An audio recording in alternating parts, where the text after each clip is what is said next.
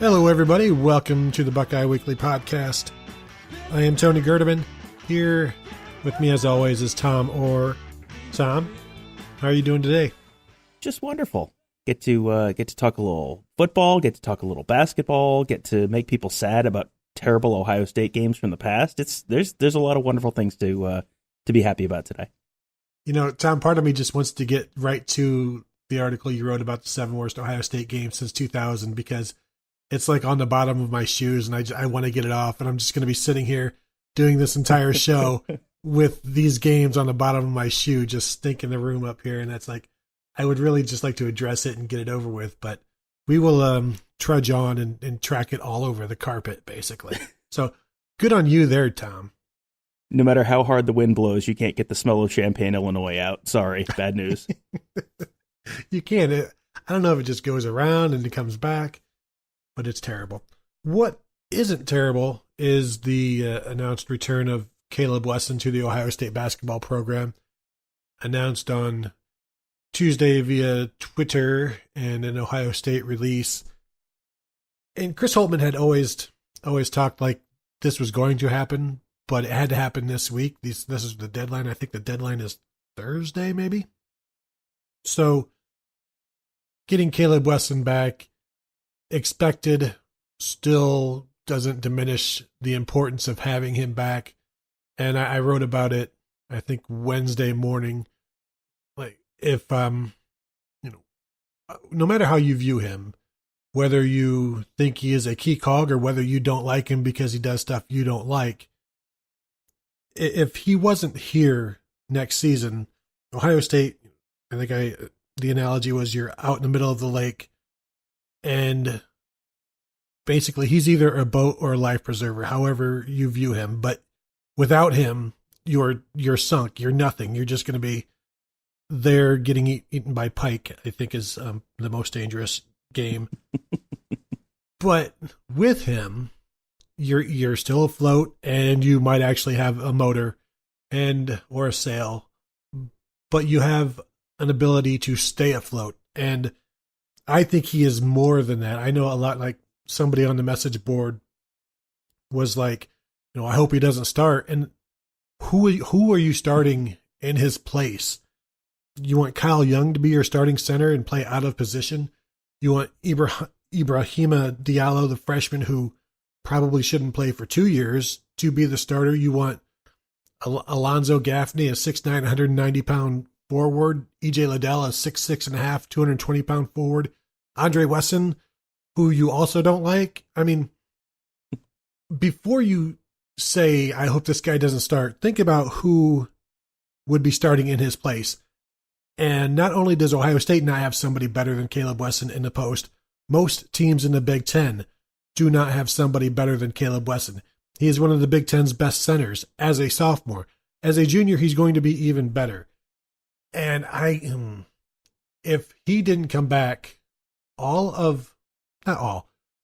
of the goodwill and most of the upward trajectory of this team takes a huge hit, because not having Kaleb Wesson would leave a massive crater, and you would just, the entire season would be trying to make up the lack of having him.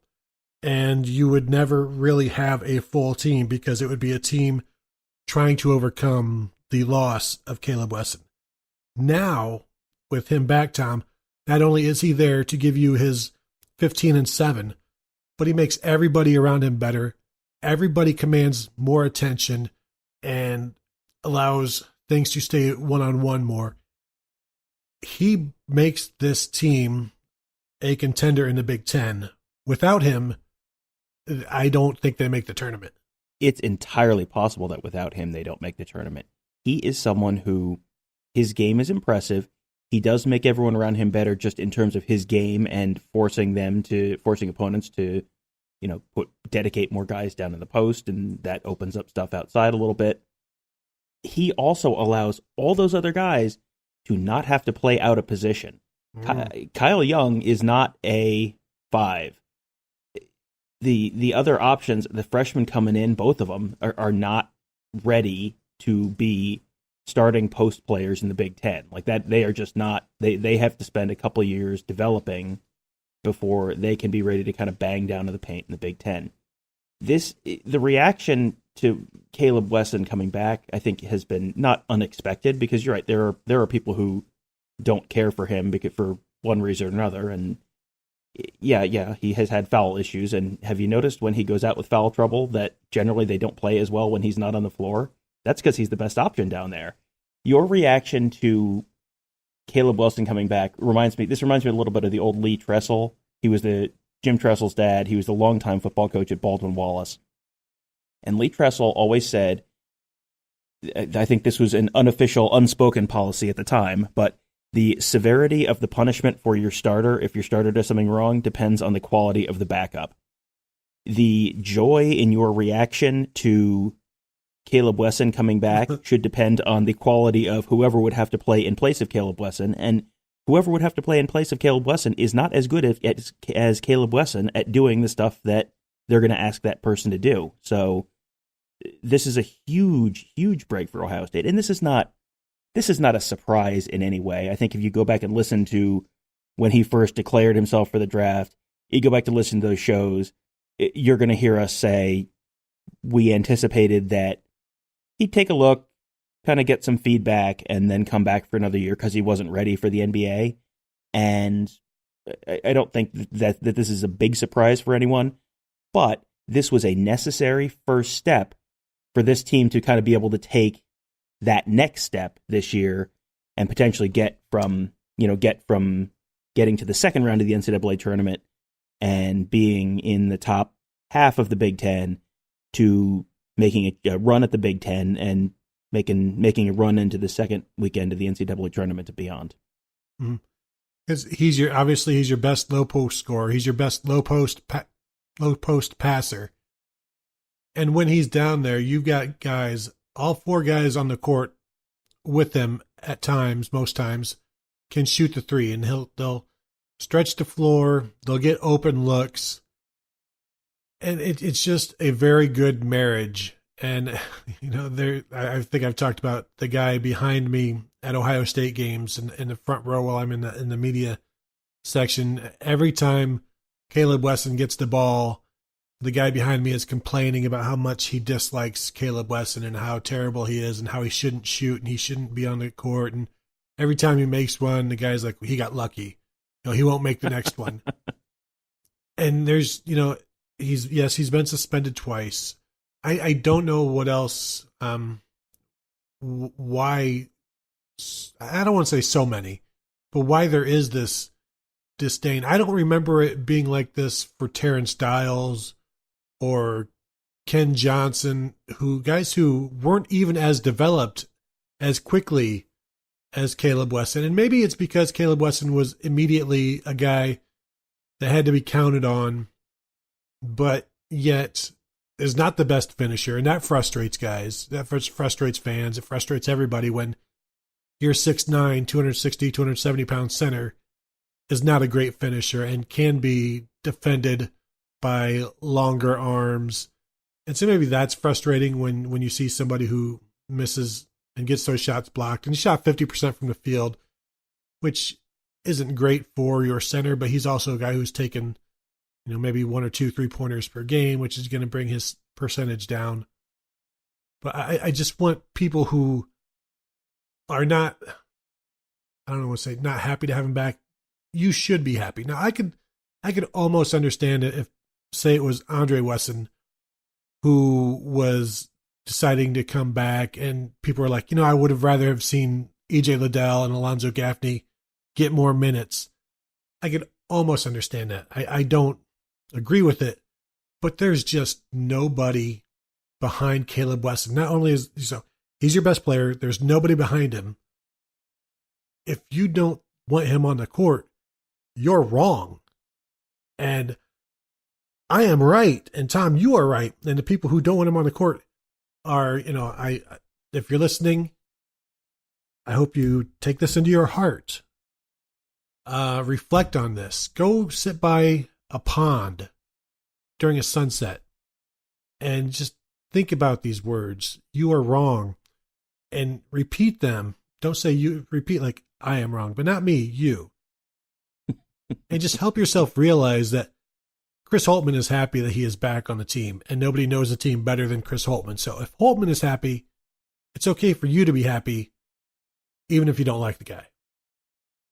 You don't have to think that he's an All-American first-team future NBA lottery pick to be happy that he comes back. He unquestionably makes the team better this year, and that's really all you need. And will he play 2 more years? Will this be his last year? You know, we've talked about that a little bit in the past, and you know, if this is his last year, then this is his last year. You would anticipate, if he's thinking this is his last year, that he might approach this sort of as a contract year and take care of the conditioning stuff that people have kind of dogged him about, do a better job staying out of foul trouble, work on some technique, all the kind of stuff that can contribute to getting in foul trouble. A good year, he could, even if he doesn't go into the NBA, he could end up with a nice spot overseas if he has a good junior season, and maybe he gets drafted in the NBA next year with a good season. However invested you are in having Kaleb Wesson have a good year this year, Kaleb Wesson is far more invested in it than you are. So that alone should be a pretty good reason that you should be happy that he's back. Mm-hmm. Absolutely. So that's basketball talk for this week. Big news. He's back, and that's a good thing. Let's transition seamlessly then to Ohio State football recruiting, specifically the running back position, where things have, I don't want to say business has picked up, but there's been quite a bit of business going on of late. I think on Tuesday, Texas running back Zachary Evans put Ohio State in his top 5. He's the number 1 player in the nation per the 24/7 Sports Composite. And I kind of surprised, I think, those who pay attention to Ohio State recruiting, because there's really not been much talk about Ohio State and Zachary Evans. So I don't know, that maybe it's one of those things where Ohio State's like, oh, okay, sure, now well, you want to come for a visit, go ahead. But it seems to me, Tom, Kendall Milton a couple of weeks ago put Ohio State in his top 4. Things seem to be trending Ohio State's way a bit for Kendall Milton. I saw Bill Kurelic, 24/7, put in his crystal ball for Milton to Ohio State on Wednesday. So I know they want to take 2. Obviously, I don't expect Zachary Evans to be one of those.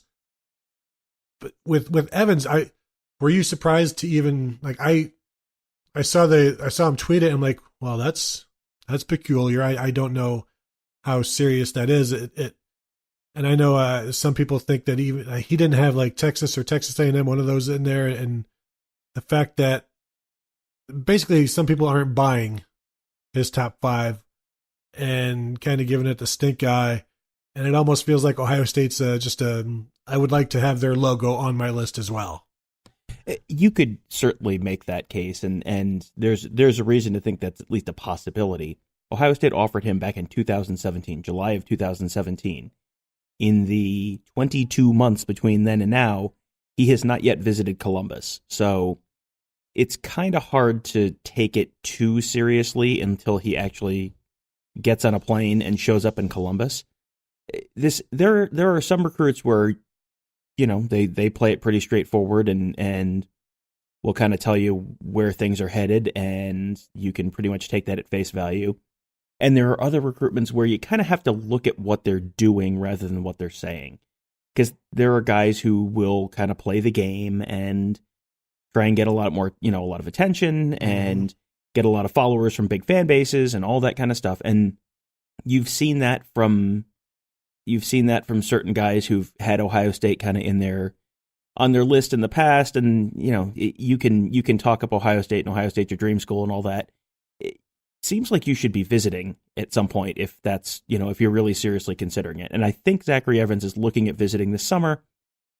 If and when he makes that trip, then you can, start thinking about getting excited. A Texas kid to put out a top 5 without Texas or Texas A&M on it is kind of weird. That it is not unheard of for guys to want to get away from home, to want to go somewhere far away, or just maybe you just don't think those are good fits, whatever it is. It's not unheard of, but it's a little weird to see that with Evans. So just kind of watch where he's visiting. Does he visit Texas again? Does he visit Texas A&M again? Is he visiting Oklahoma 4 times this summer and not coming to Ohio State? I mean, that's the kind of stuff that will sort of tell you what guys are really thinking, no matter what they're saying on social media. Kendall Milton, on the other hand, did make a trip to Columbus this spring. We saw him. I don't remember if that was the student appreciation practice, but it was one of the open practices we saw during spring football. Kendall Milton and I think his dad were there. And if you're going to make an unofficial visit across the country, he's from California. If you're going to make an unofficial visit from California, that means you are paying, because the school can pay for an official visit. You get one of those. You can visit 5 schools officially, 1 visit per school. Unofficial visits, you can make as many as you want, but you've got to pay. So if you're coming from California on your own dime, that tells me you're more serious. And that's, set aside all the crystal ball stuff.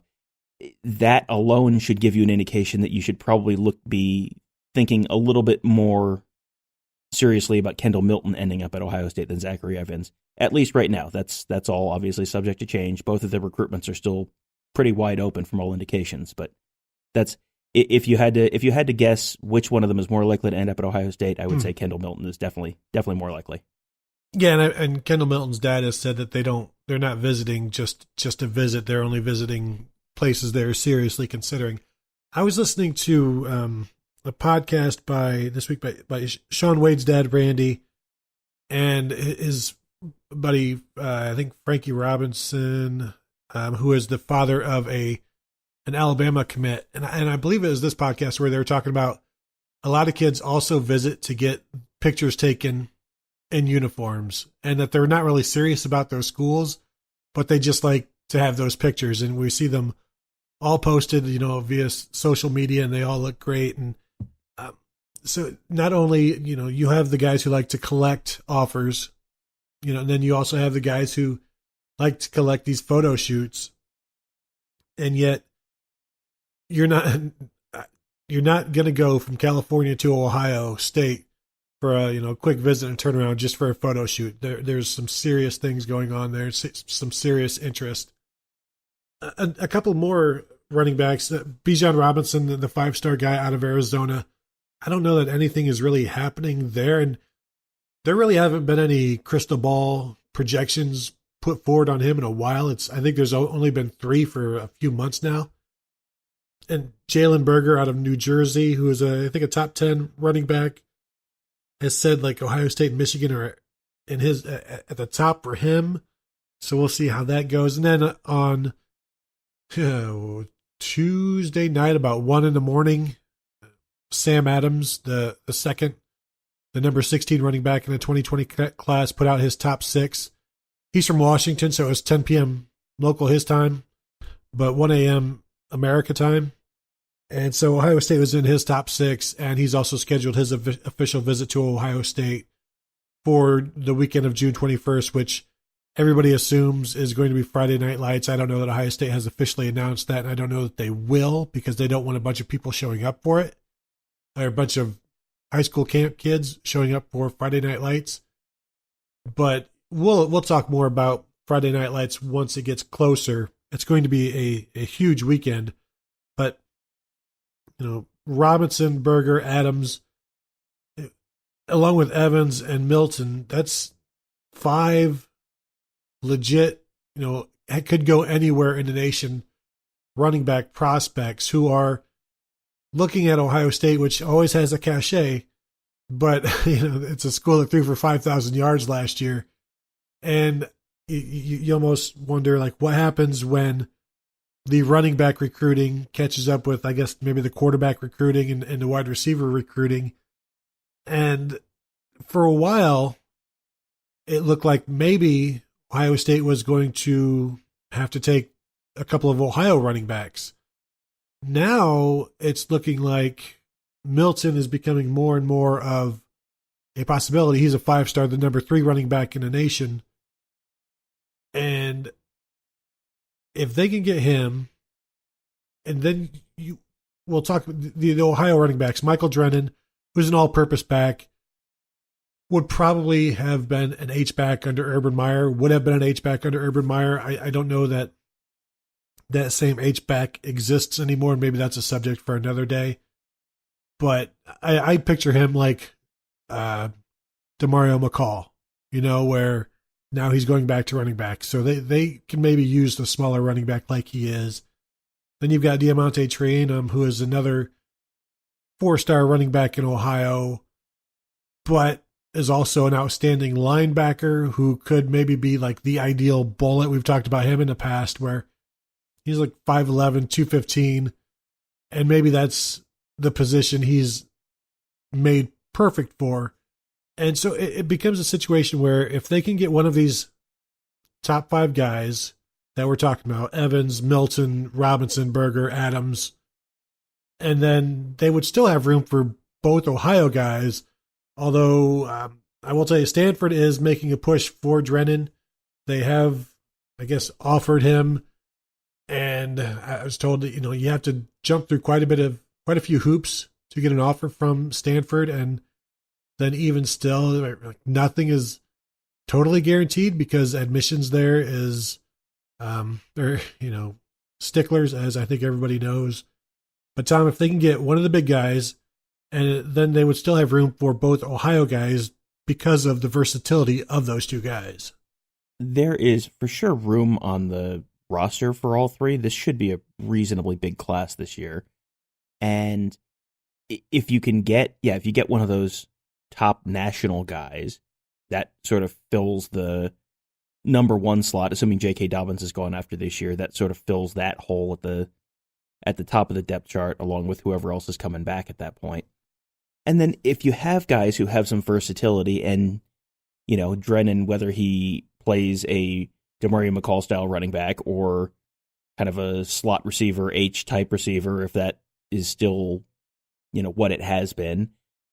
And then Trayanum, if he is a running back or a linebacker, which, that's kind of the Steel Chambers mold from 2020 that they brought him in. And, if Steel Chambers is starting at running back, according to what Tony Alford said, but if the depth chart is pretty loaded there and he doesn't end up getting, if he's going to be buried on the depth chart, slide him over to linebacker. And for Trayanum, if you're bringing in 3 running backs this year, slide him over to linebacker. And then if the depth chart there is full or you have a need at running back, bring him back. That is not an unheard of thing by any means in the college game. So some versatility gives you that's incredibly valuable. Have guys who can give you a couple different options once they get there, and they may not have options later. They may grow into one of the positions or another, or their skill set may make it very apparent which of those positions they end up at. But if you're bringing them in, you give yourself some options, give yourself some flexibility. That can only help as you're moving forward. Yep, and a guy like Trayanum, you just simply lie to him, say, yeah, we want you at running back, and then as soon as he signs, boom, you're on defense. And that's what they do in the SEC. That's not what they do in the Big Ten at all. Nothing Gerd said represents the Ohio State University, the views of Ryan Day, or Jeff Hafley, or Greg Madison. This Friday, there's going to be a big announcement from 5-star wide receiver Julian Fleming, the number 1 wide receiver in the nation out of Pennsylvania. I think the number 5 player as of the last rankings. And we don't want to talk too much about him here, Tom, because we may have to talk about him quite a bit next week. And we run into this problem too often where we talk about something a lot before it happens because we are smart and clairvoyant. And then the next week we have to talk about it all over again, trying not to repeat the exact same things we said. So just be aware that Friday he's going to be making an announcement. Most people think he's going to choose Ohio State.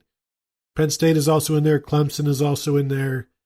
Maybe Alabama. But I think people are assuming it's Ohio State, Penn State, and Clemson as those 3. But maybe with him, and I'm already starting to get into what the class will be with him in it, and we got to stop that. But Tom, a significant possible addition on Friday. Yes, no, maybe? Yeah, absolutely. And he is the 6th overall player in the country. Number 7 is he's dropping. Number 7 is Paris Johnson, who's the tackle that's committed to Ohio State. So, assuming things fall as they are broadly expected to on Friday, that gives Ohio State 2 of the top 7 players in the country in the 2020 class. That's a pretty good start. Kendall Milton is in the top 25. He's another 5-star prospect. You know, you put a couple of those guys together in a class, that starts building the narrative. Because recruiting there's a lot of momentum and narrative in recruiting. And, you know, all the top players know each other from camps, know each other from these all-star games. And if you have guys who are highly ranked prospects that everyone in the country wanted, other guys want to go play with them. And so you kind of get this momentum in a class. And if you can bring Julian Fleming in, maybe that helps with keeping Paris Johnson in the class. And if you keep Paris Johnson in the class, maybe that helps with keeping getting Darian Henry, the defensive end, who's good friends with Paris Johnson, to stay in the class. And then all of a sudden, boom, you've got that's 3 top 50 guys right there, and then you add Kendall Milton, and on and on and on. So, I mean, we have talked about Julian Fleming's game in the past. TLDR, he's good, so that will be big from an on-field perspective. But there are some sort of soft factor recruiting and elements of this as well that could end up.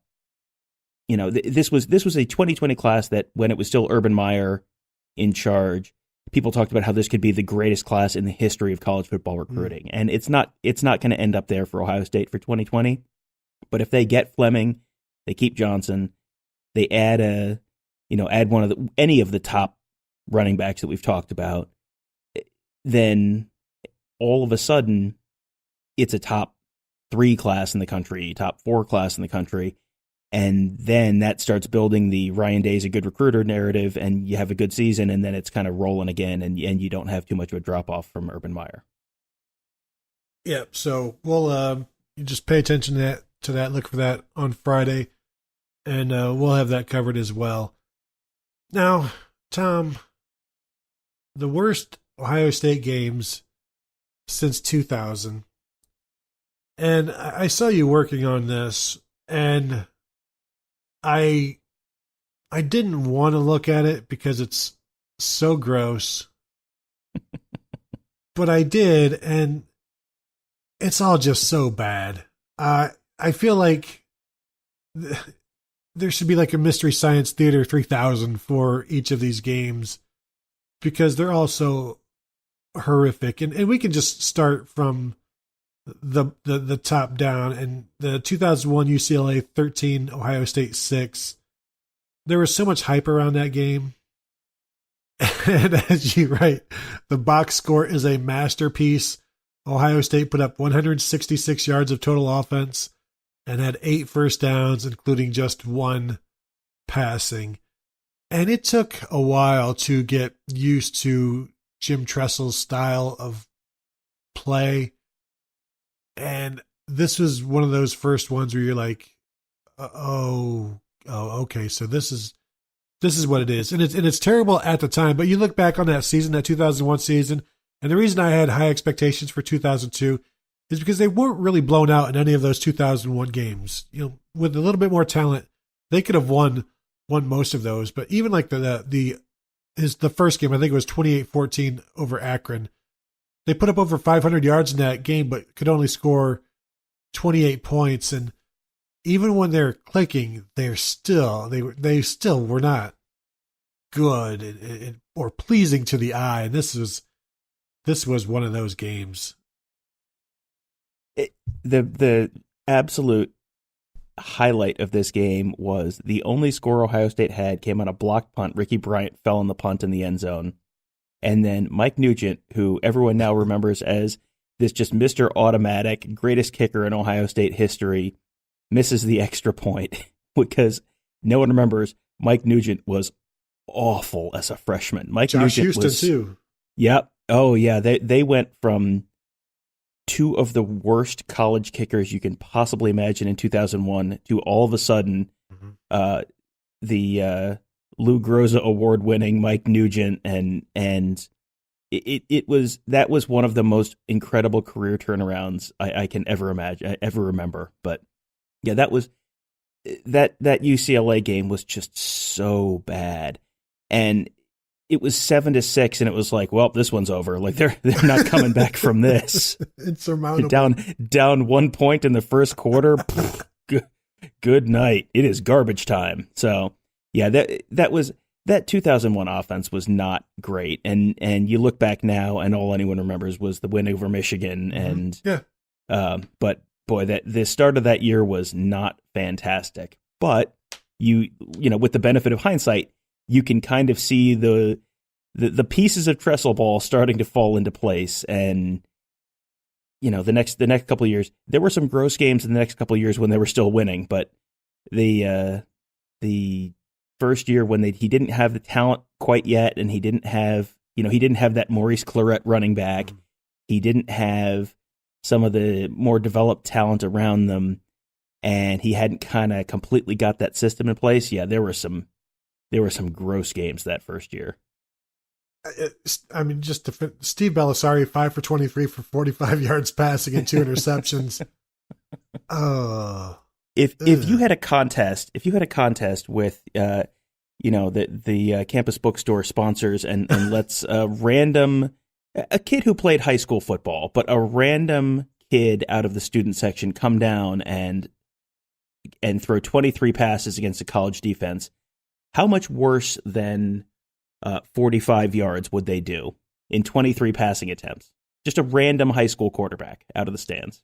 I think they could do that just from throwing jump balls, or even if they could complete just like 3 of those passes, they're not going to do much worse than 45 yards. And this was a 4th-year senior. I forget if he redshirted as a true freshman.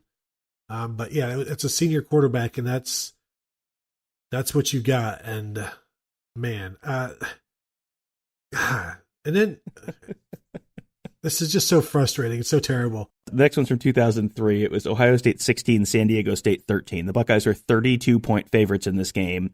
They had blown out Washington in the opening weekend. Everyone thought that was going to be this huge, Washington was coming off a stretch where they were really a national power. Everyone thought that was going to be this huge week 1 showdown, and Ohio State just smoked them. And everyone, oh, okay, the Buckeyes are really rolling this year. And then San Diego State came to town, and woof. And at that point, I was living in Michigan, but driving back to all the games because I was still covering them for the Ozone. So I drove down for the game, covered it, and I remember sitting in the Ozone office after that game, the old office on King Avenue, and Mr. Ed, John Perennis, looking at me and going, "Oh, I'm so sorry you drove down for that game." It was so bad. It was like, you hear about wins that feel like losses. That was literally, there was no one in the stadium that was happy with that game. That was just putrid from, I think the first pass of the game got intercepted, and it was just all downhill from there. Craig Krenzel was 5 for 20 for 76 yards. And for a guy who won a national title, he has so many of these kinds of games. And to think there were such high expectations for that 2003 offense, and obviously Maurice Clarett wasn't there, so that takes a hit. But you expected a better passing game, and it didn't happen. And this 5 for 20 for 76 yards, somebody would be fired for that today, you would think. And it's like, well, no, it wasn't the norm, but it was like, yeah, these things happen. It's like, but it shouldn't. These things should never happen. And it's not like their passing offense was some complicated thing where, like, you should be able to complete more than 25% of your passes, because there's nothing really complicated about this offense. And yet, here we are. There were the 2 things that I loved about this game was Ohio State was 1 for 14 on 3rd down. That was pretty fantastic. And there was sort of a recurring theme in this article. Some of the drive charts, just how these drives ended for Ohio State, just to give you a little encapsulation of how it goes. I'm just going to read through it for the last 3 quarters of this game. Ready? Here we go. For Ohio State, punt, punt, end of half, fumble, punt, missed field goal, punt, punt, end of game. That is some kind of something. The next game is one that I was at, which is the 2006 game at Illinois with Troy Smith. Obviously, Ohio State wins that 17-10. And the best part about that game was where we were sitting, and that was in the very last row up against the press box, because we didn't get really any of the weather, and it was like windy. I think there's some sprinkles, and we were happy to be blocked from the stupid, ridiculous wind that is always in Champaign. But this game we never really felt like Ohio State was going to lose, because Illinois was as inept as Ohio State was, or not quite as inept, but Jim Tressel understood that the Illinois ineptness kept Ohio State safe, and they didn't have to do anything crazy. But yeah, that's a long way to go to sit through that game. And it might have been a 3:30 game, because I remember it kind of getting dark at some point. But there was never really any doubt, but there was no joy in that game. Ohio State won every other game to that point. This was in November. Every other game at that point, including on the road against number 2 Texas, they had won by 17 points or more. And then they go to Illinois to face a 2-7 Illinois team, and they score 17 points.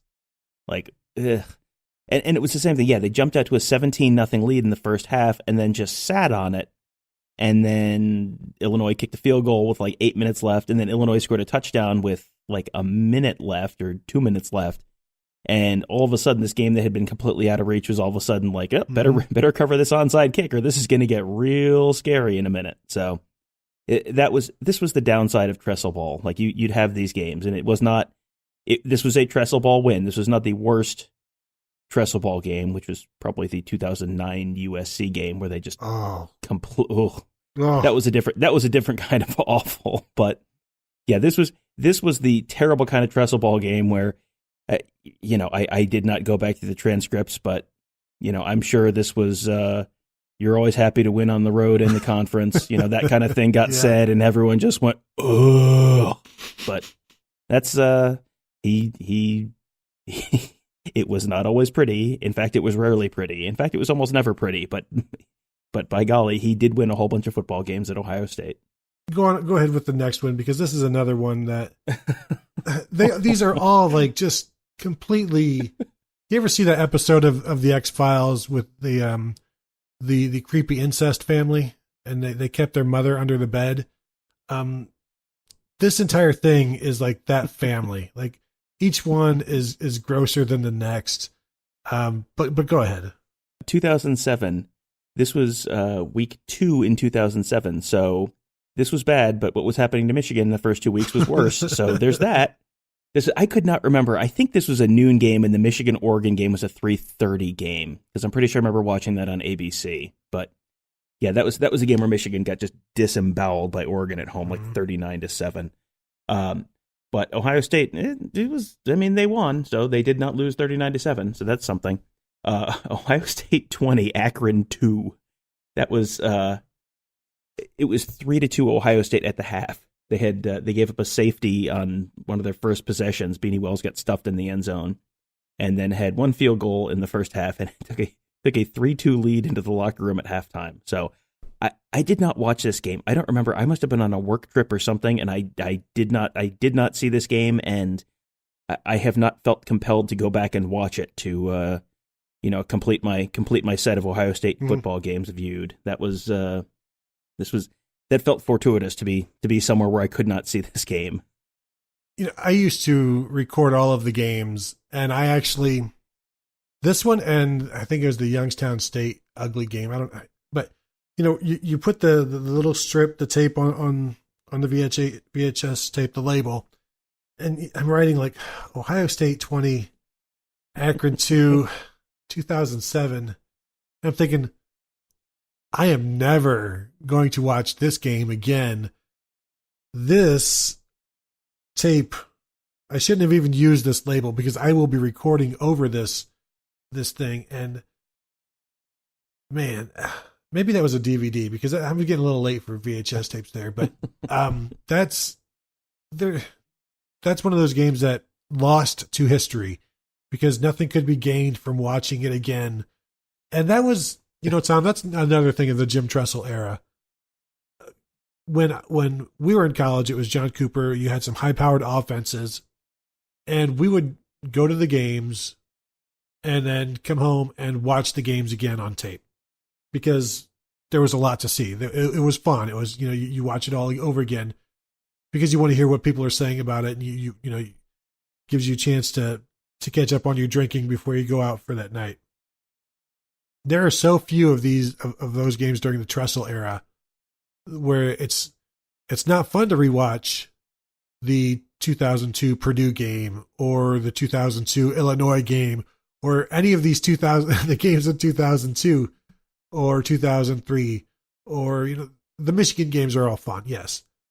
But there are so few rewatchable games, and I think that's one of the differences. There are many, but between John Cooper and Jim Tressel, between Jim Tressel and the Urban Meyer era, where the games are much more rewatchable up until the 2001, and then once again after 2011. Although the 2010 season had some good ones, but just not enough, not many rewatchable games in the Jim Tressel era, but plenty of wins.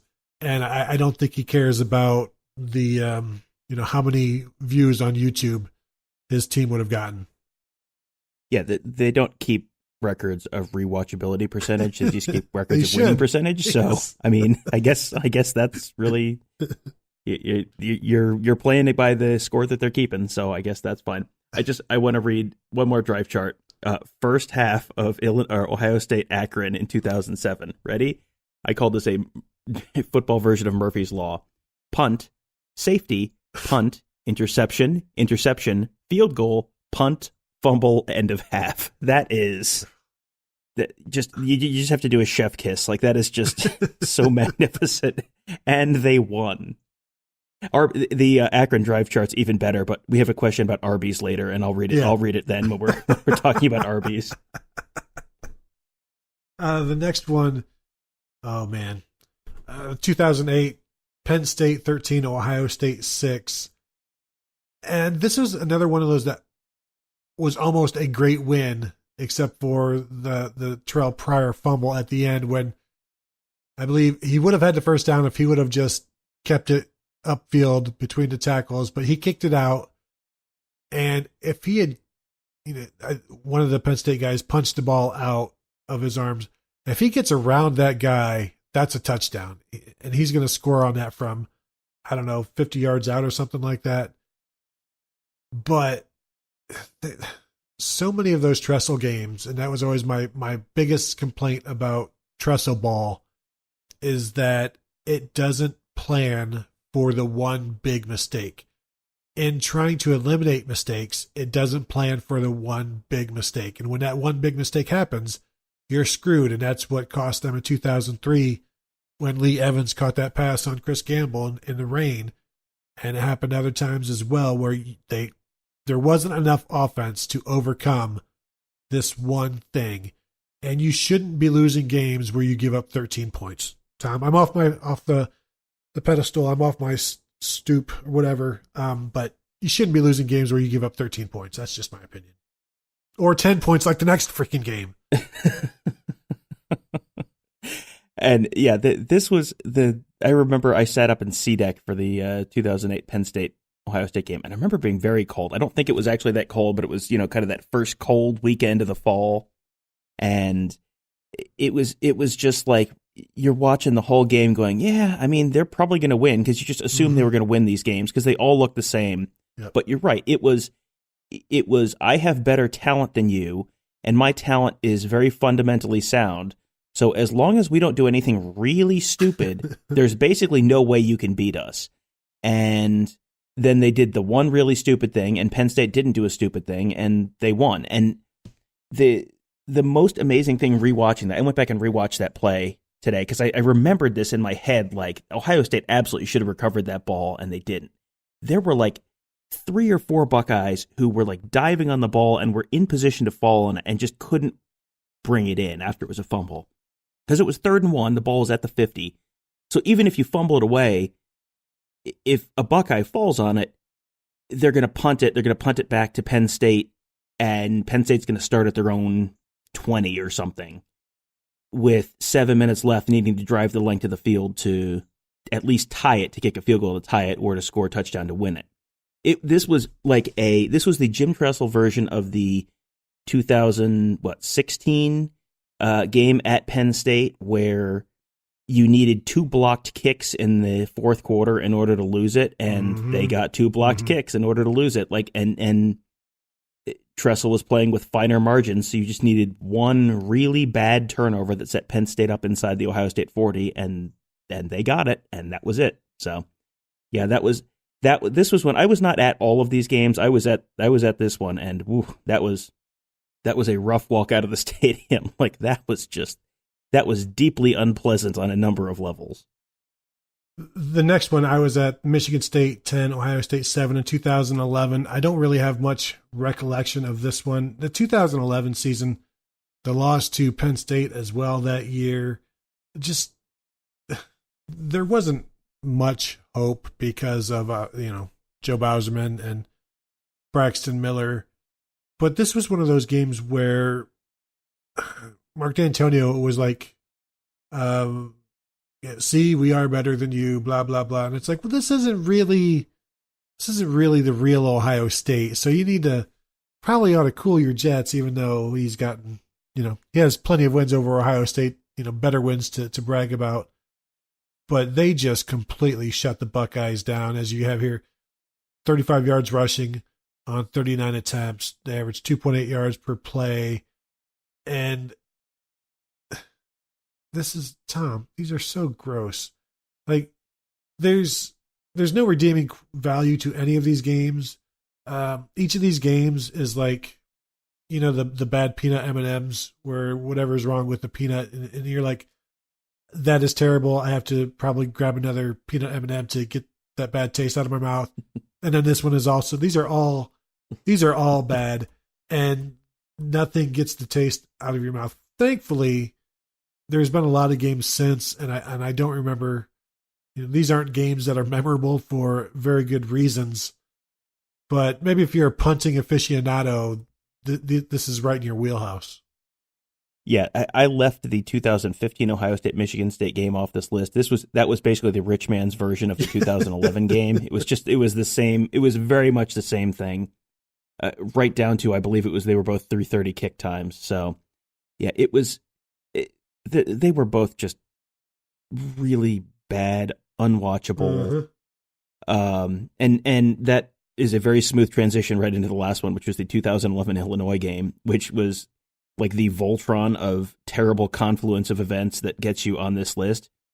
Terrible Ohio State team, also playing in Champaign. Like, that's not going to go well. And Ohio State won. Ohio State completed 1 pass all game, and they won against a team that was ranked 16th in the country and 6-0.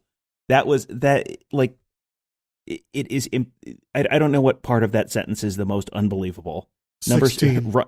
Ron Zook, number 16, 6-0 Illinois, or Ohio State winning on the road with a true freshman quarterback completing 1 pass all game. Yeah, because I remembered the 1 pass. I did not remember the fact that Illinois was 6-0, and I'm guessing that was a very soft first 6 games on their schedule. I'm just going to go out on a limb and say that.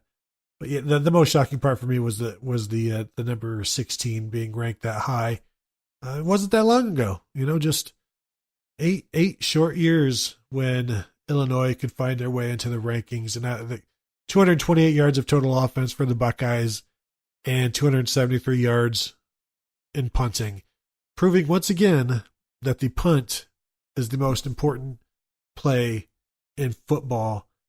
And Tom, the thing we should really recognize about these terrible 2011 games, more than anything, these guys, these seniors deserve to go to a bowl game. All right? I don't care what you say. They earned that right to go to a bowl game. And 2012 team be damned. All right, Tom? So I know you like to bang your drum that Ohio State, this 2011 team, shouldn't have gone to a bowl game. But it's heart-pounding games like this win at Illinois that proved beyond a shadow of a doubt that these guys deserved to go to some random bowl game, because you don't know what's going to happen in 2012. All right? You can't look a bowl game in the hand, and who cares about 2 bowl games in the bush? All right? You saw what these guys could do against a ranked team like Illinois, undefeated. And you're going to tell me don't send these guys to a bowl game? Shame on you, Tom. Shame on you. You have a point. We know what would happen if Ohio State played Notre Dame in a bowl game, which is what would have happened in 2012. How are we going to know what would have happened if Ohio State played a Will Muschamp team in a bowl game unless we let them go do it in the Gator Bowl? I mean, you can't miss out on that kind of opportunity. That is quite possibly, literally, a once-in-a-lifetime opportunity. Can't pass that up. If you're lucky, it's once in a lifetime. You hope it's only once in a lifetime that you play so poorly in a season that you are matched up against Will Muschamp in a bowl game. So that's, yeah. So that's the 7 worst Ohio State football games since 2000. I hope you all enjoyed that as much as I did not, because Tom, why? Why? I mean, it's the end of it's the off season. What else are we going to write about? But you're right. There's not a lot of this kind of thinking out there, where it's like sometimes the worst losses or the best wins. This is just like, here. What about the games that people don't want to be reminded of? They're like, remember that time you got drunk and you punched that 6-year-old and then you stole a car, and yeah, you won that game, but remember all the bad stuff you did? And you're like, yeah, I don't want to. I said I don't want to talk about this, and then you're like, remember that other time where you did the smash and grab over at the cash and carry, but then yes, you delivered a baby nicely in an elevator and you won that game. Like, yeah, please stop reminding me of these terrible things that even though they won, I still look really terrible. I look bad and all of this stuff. And you're like, let's write about it. I feel like a little bit like an archaeologist who has unearthed this like long lost, pyramid or something. And I have hauled out all of these lost treasures of Ohio State football. They're all cursed. We should have left them all buried. I'm so sorry. These cursed treasures. You had to put them all back. What a fun exercise. Tom, I have another exercise for you. This is something that I'm going to call outrageous or likely. As long as it doesn't involve old-timey football nicknames, I'm all for it. As a matter of fact, you reminded me. I've got a name here for you. Why? He played at Ole Miss, and his name is Wimpy Winther. What years Wimpy Winther did he play at Ole Miss? Just give me one of the years. See, it's Mississippi, so they're, 60 years behind the rest of the country? So this could be like 1998. But I'm going to play the odds and say 1952. Oh, like 1968 to 1971. You were very close, though. You were right when you were right. Behind the times. There you go. So, yeah, thank you for reminding me that. I still would have gotten that in. So, but yeah, so we're going to do this thing that I'm calling outrageous or likely. I'll give you 2 scenarios and you tell me where it would belong. The first is something that I've been thinking about, and it's okay. Here you go. Is it possible or probable? Like, let's say that the Ohio State passing offense isn't as prolific as it was last year, but more explosive. And what I mean by that is more bigger plays, more deep passes, more downfield stuff, and just more home runs. And that was something that they had a few of last year, but now you're losing the home run guys. You've got 3 guys returning who had just one catch of 40 yards.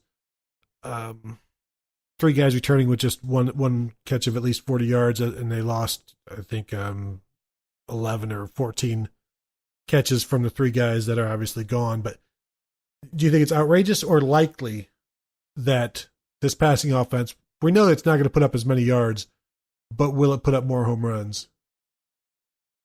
I mean, I think the answer here is quite possible. So if I'm choosing between outrageous or likely, I think that I guess I would lean towards likely if those are my only 2 choices. Ohio State's offense last year, for as many points and as many yards as it put up, was not a particularly explosive offense. Right. They were 45th in the country in isolated points per play, which is basically an advanced metric for measuring explosiveness. And 45th that's below where they typically are. So a lot of that was attributable to the fact that they really didn't break off any long runs. So, the passing offense did a pretty good job last year. So, on the whole, I think the offense will be more explosive. Is the passing offense more explosive? Yeah, sure. I'll go with likely instead of outrageous. All right. The next one, the Buckeyes will have the best defense in the Big Ten. We know that the front 4 essentially returns. Nick Bosa wasn't really a part of the defense last year, especially when he abandoned the team. The linebackers, we know, will be better. The secondary, obviously, will be better.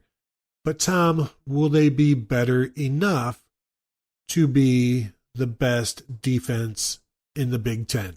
Much better is likely. The best in the Big Ten, yeah, possibly. So again, given these choices, I will say likely. There's a few things that need to happen for them to be the best team in the defense in the Big Ten. You need Jeff Okudah to be the next first-round cornerback. You need a significant improvement at linebacker, and whether that's personnel, scheme, or some mixture of both, the linebacker play has to be what you think of as Ohio State linebacker play and not what you've had at linebacker the last couple of years. And you probably need better safety play. I feel like the defensive line is fine. The defensive line has been very consistent. I think you know what you're going to get out of a Larry Johnson defensive line, and I think you're going to get it this year.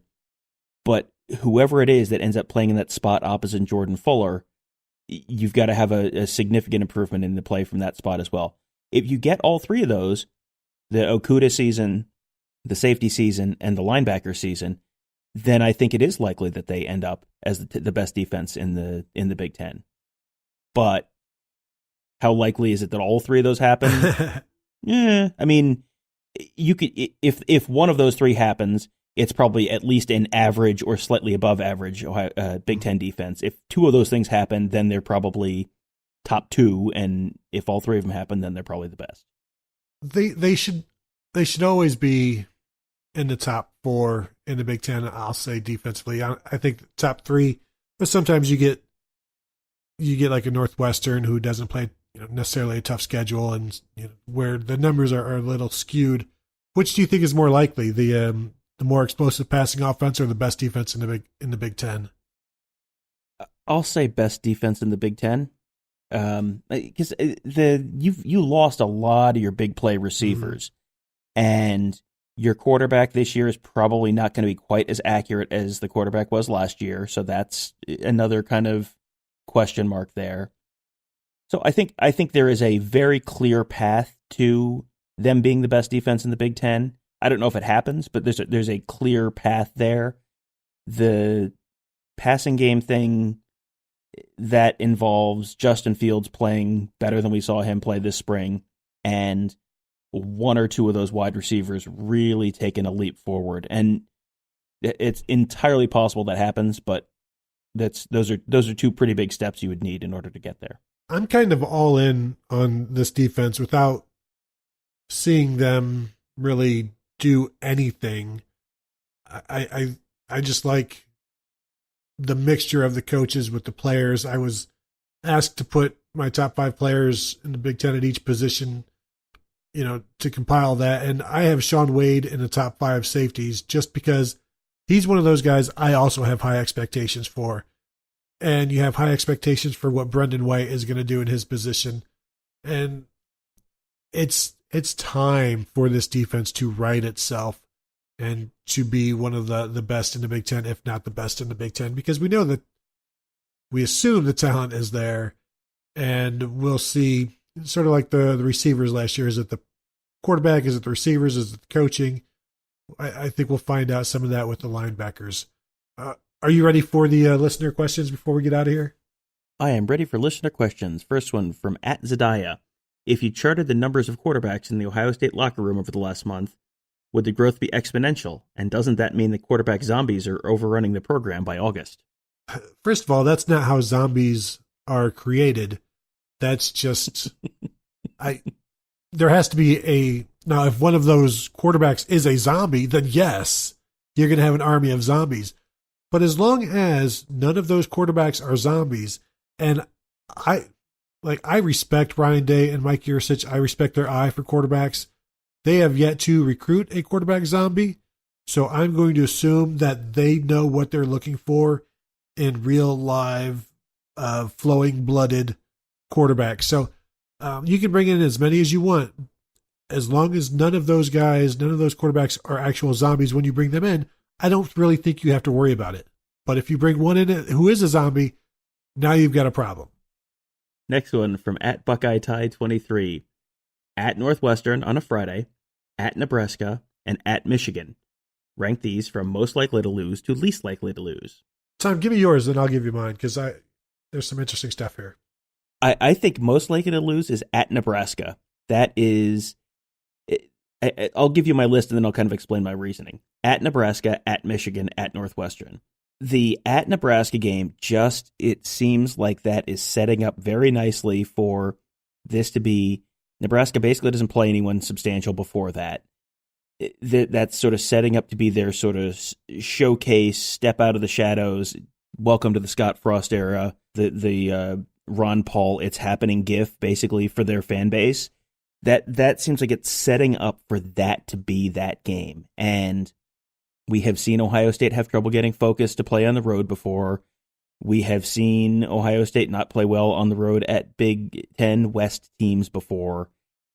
The Michigan game, Michigan has better talent than Nebraska, but Ohio State has better talent than both of them. So I think it's more of a focus thing. And that just seems like if they're going to really slip and fall, if they're going to find that banana peel this year, that Nebraska game seems like that's probably where that happens. I'm pretty much in agreement.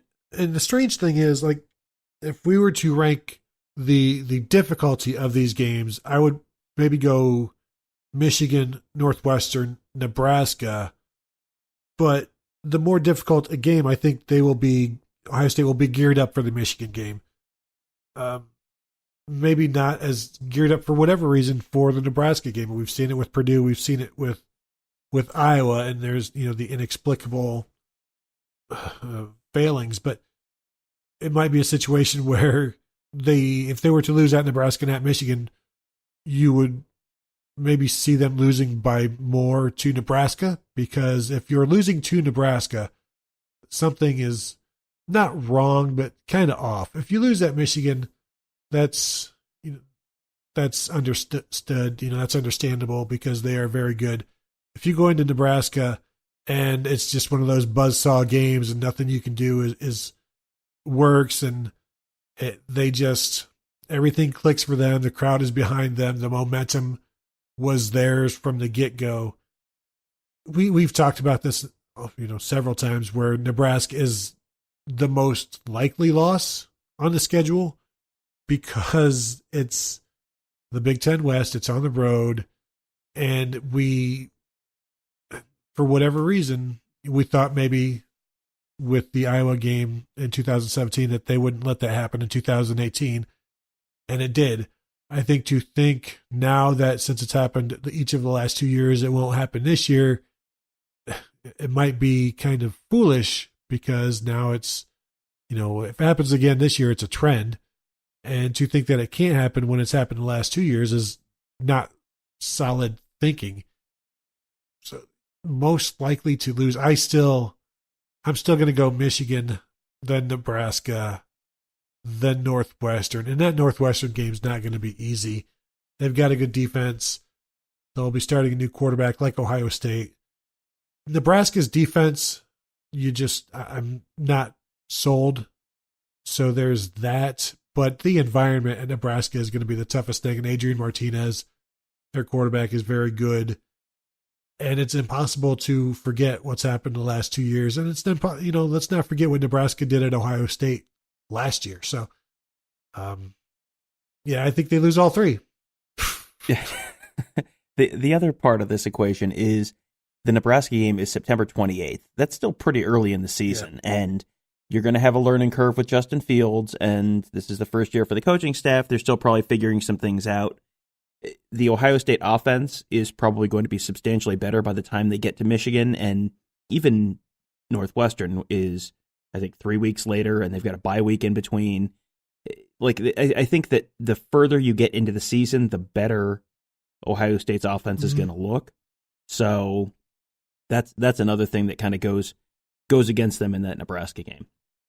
Next one from our friend Kevin Ish just says, Arby's. Arby's, I always viewed them as too expensive, but now everybody else is catching up to their pricing.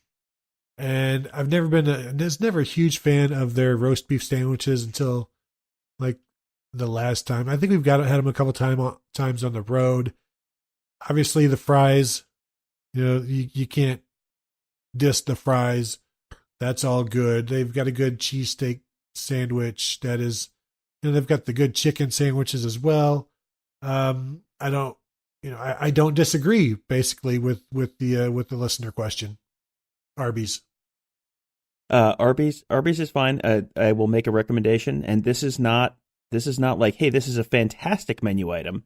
But if you're at Arby's, this is a fine choice. You get the traditional Greek gyro. That's not bad. It's not bad. It's not amazing. It's not like, hey, I got this and it was just as good as a Greek restaurant. But it's fine. It's never disappointing. It's not bad. The other part of Arby's that I wanted to bring up was here's the drive chart for Akron in the 2007 Ohio State Akron game. Ready? Go. Punt, punt, punt, punt, punt, punt, punt, punt, punt, punt, punt, punt, punt, punt, fumble. Enjoy Arby's. Looks like we got our show title. 13 punts. Next one from our least favorite listener, Langdon Alger. Is Ryan Day more likely to finish 8-4 like Jim Tressel's first year, or 12-0 like Urban Meyer's first year? I was going to tell you to skip this one, but now I want you to answer it. I'm going to go with 12-0. Yeah.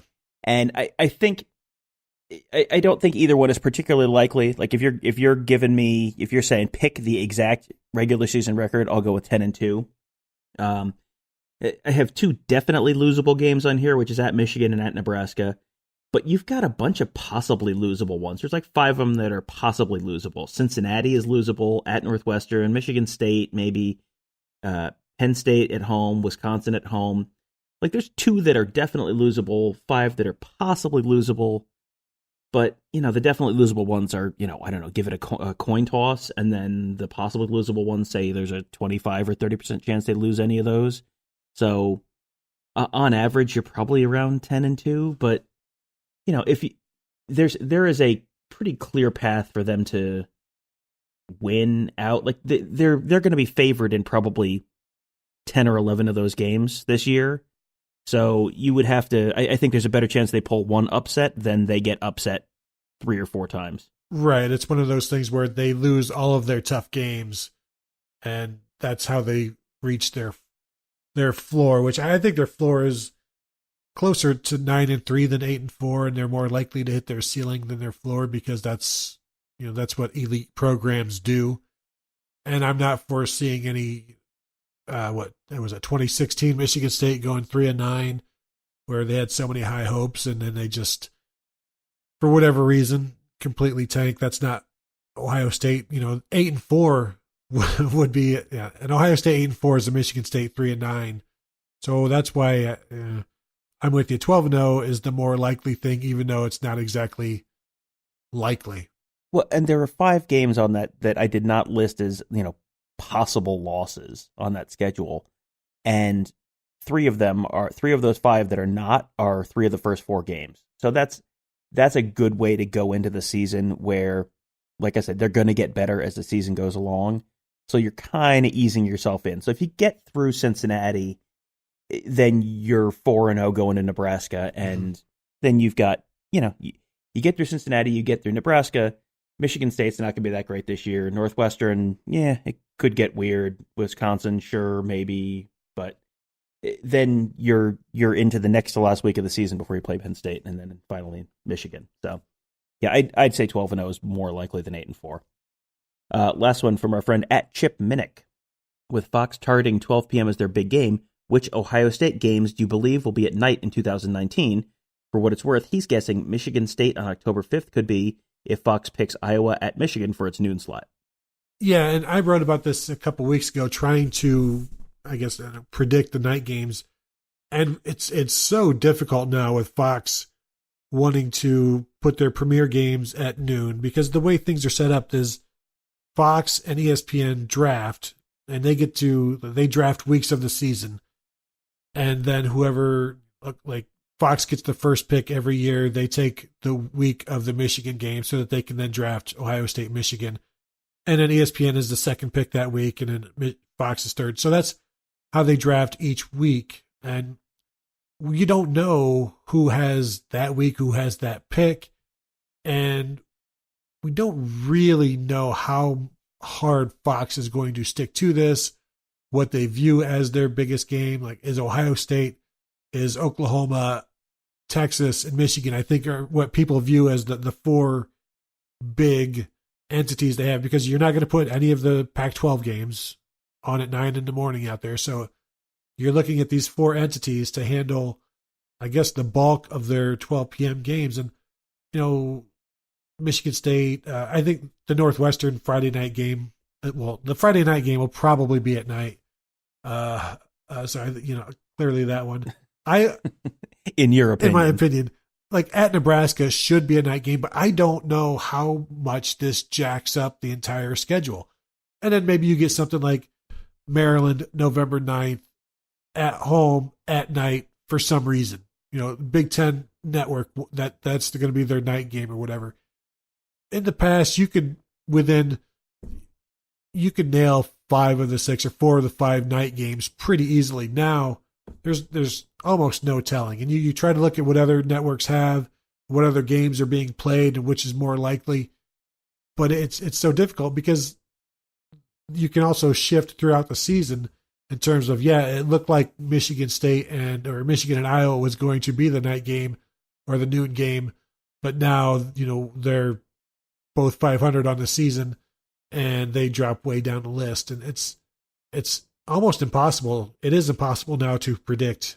Like Wisconsin should be a night game, or, for all of the recruiting purposes, I bet like Urban Meyer would be pretty ticked off if he couldn't have Penn State or Wisconsin at night because Fox wanted it at noon, when he hates the fact that recruits from all around the country really can't get to noon games on Saturdays.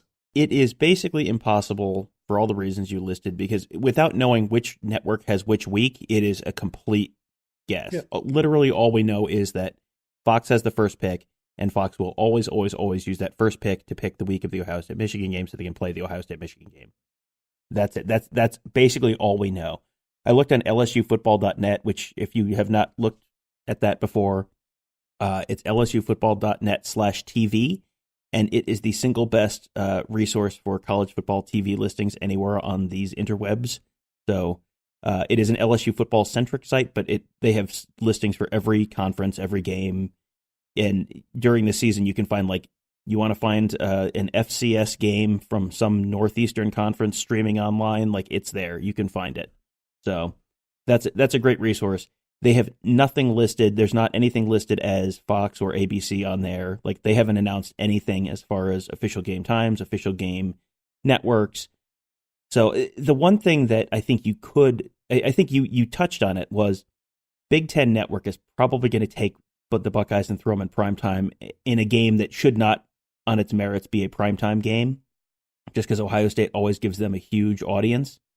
And so, the September 14th game at Indiana, I would not be shocked if the Big Ten Network threw that in primetime. And so, yeah, I mean, they will probably have a home primetime game, and it's just a matter of which week does ABC have the Ohio State rights, or the pick for the first pick in that week. Because, yeah, it could be the Michigan State game. It could be the Wisconsin game.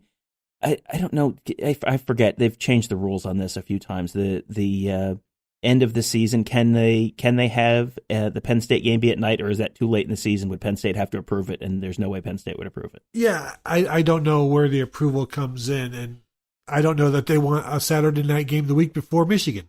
Yeah, Ohio State probably wants to get to Michigan week as quickly as they can. And that Ohio State Penn State game wasn't that a noon game a couple of years ago, or was that a 3:30 game 2 years ago?